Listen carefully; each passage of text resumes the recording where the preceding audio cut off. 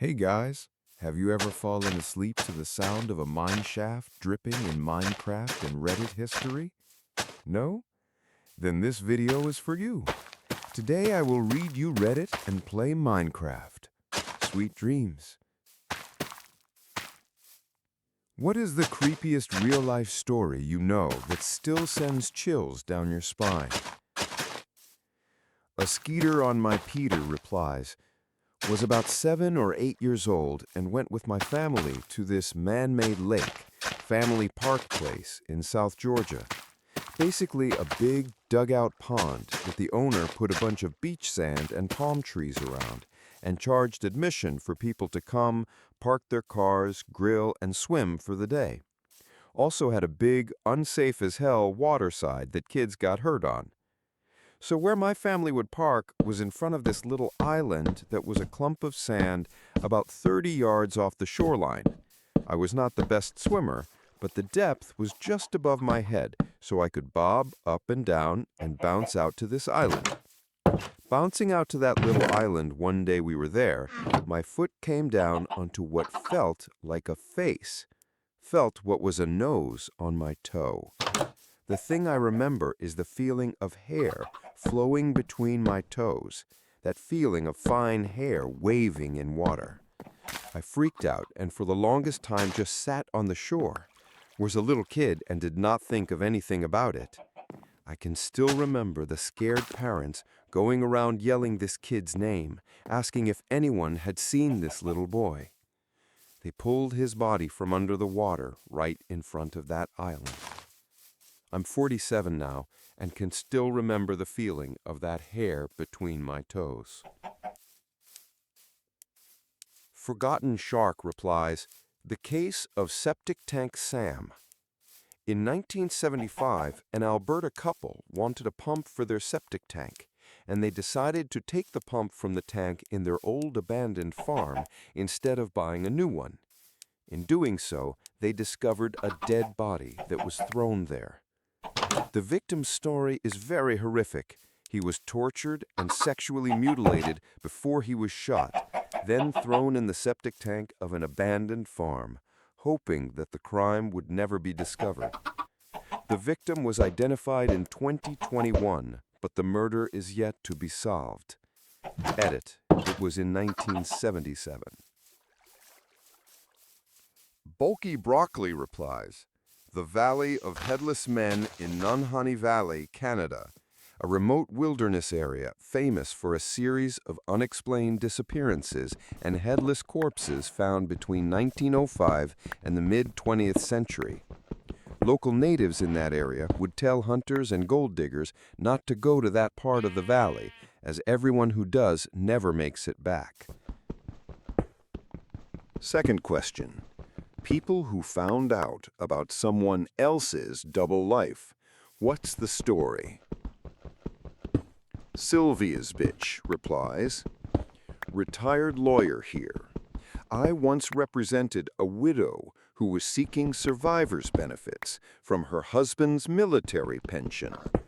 Turns out the old goat was a trigamist who somehow managed to juggle 3 families without any of them learning about the other 2, although there were enough unexplained absences and such that none of the 3 were terribly surprised.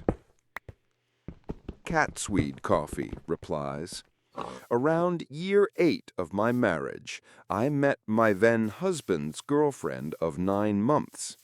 He told me he was working doubles on his night off, night shift worker. But he was bunking at her place those nights and crawling out of her bed at 5 a.m. to come home from work. I was packing him lunches for his fucking sleepovers with her. Once she and I knew about each other, we swapped photos and stories. Her apartment was full of photos of them together. She even had him on her insurance plan. She had 0 clue he was married, thought they were endgame, the whole thing. Once I filed for divorce, I let her know he was all hers, and apparently they stayed together for about 2 months. Then he cheated on her with the next one. Starbaby Dreamchild replies, my office hired a new admin/receptionist. He seemed nice and normal in the interview, but then stopped showing up to work, always leaving voicemails with more and more elaborate and dramatic excuses about why he was out, e.g., he was in a car accident and in the hospital fighting for his life. Pray for me. Turns out he had accepted multiple other jobs and wasn't showing up to any of them either. But he was getting paid by all of them. Third question. What is the creepiest and most unexplainable paranormal experience you've ever had? The true Lord Humongous replies, not creepy, but kind of cool. My mother split and transplanted a rosebush from my grandfather's farm about 40 years ago. It took, but never bloomed. At that point, she only kept it because it grew into the fence nicely and kept us kids from climbing it. My grandfather died about 5 years after she transplanted it, and that spring it bloomed red roses. A few years after that, my grandmother died, and the spring after, it bloomed white roses. These are the only 2 years it has ever bloomed. Faux Race replies, my mother's favorite animal was the hummingbird. Last year, shortly after she passed away, a hummingbird came right up and looked at me as I was on my way to my car to go to work. Like a foot away, and just checked me out for a while, and flew off to do hummingbird things. Once I got to my car, I broke down, just sat there in the driver's seat and cried. I'd like to think my mom was somehow checking up on me. I know it's silly, but for that moment, I felt like she wasn't gone, and she was still there watching over me. Rohezer replies, when I was around 12, my mother had to go out of town for a bit, and she left me home alone for a few days. We lived close to relatives, so it wasn't a big deal back then. She refused to give me a mobile phone because she figured she could just call me on the landline if anything came up. She told me the date when she'd be back, and that was that. The date arrives, and I hear my mom knocking on the door downstairs, calling my name. My dog, who loved her, got excited when she heard her voice and ran down to greet her. She got to the door, freaked the hell out, and ran back upstairs to me. I refused to go down and open the door. The phone started ringing, and the knocking stopped. I picked up the phone to hear my mom say, "Hey, I'm sorry, I have to stay one more day here. I'll head home tomorrow." ... Someone, something, pretended to be my mom. Didn't fool the dog. Question 4. What's the dumbest argument you've ever had? I don't know if it's the dumbest, but a little while ago, my granddad was complaining about it being too hot upstairs. I just shrugged and said, "Heat rises." He then proceeded to aggressively argue with me for 10 minutes that in his house, heat sinks, which he would know was untrue if he'd thought about his original complaint. I once witnessed my brother and my dad arguing over a math problem. They were both arguing for the same interpretation, but were managing to argue past each other. How babies were born. I was the idiot in this situation because my parents didn't want 9-year-old me to know what sex was, so they told me that marriage was what got you pregnant, and I believed it because they were adults, and I was not. So when a friend of mine at the time told me sex got you pregnant, we got into a whole argument about it because my daddy told me that wasn't true. I never saw her again, and I still feel dumb as hell thinking about it. 5th question. You get $1 million if you can eat 10 pounds of any food in an hour. What food are you choosing? Don't go for grapes. Even eating a bag's worth from the store will have you hurling. Source: thought I was making a healthy choice, ended up puking on the side of the road, and then Googling because I was definitely not sick. 10-pound watermelon. Deviled eggs. That's about 160 of them, with 80 hard-boiled eggs. Deviled eggs are delicious, so I can handle that.